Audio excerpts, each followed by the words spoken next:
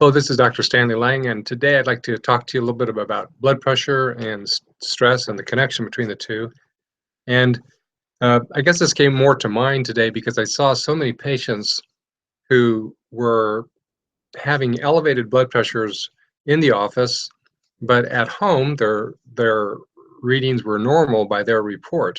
Now, one of the things that I do in the management of high blood pressure in my office is to recommend that anybody that is being treated for blood pressure problems or is being suspected of having blood pressure problems, that they do home blood pressure monitoring on a regular basis, preferably daily basis, at least until we know for sure where they're at.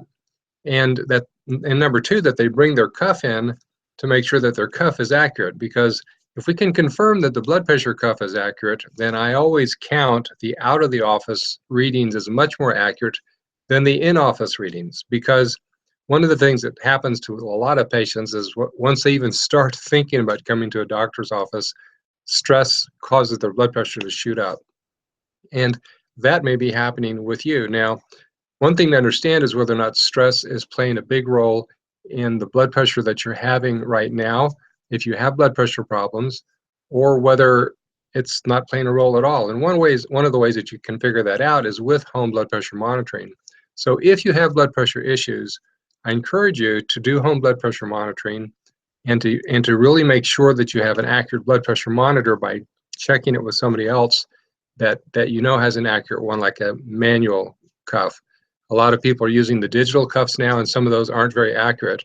But always make sure that before you get started on medicine or you have medicine increased, that you actually do have high blood pressure. That is, your blood pressure is high most of the time outside of the doctor's office.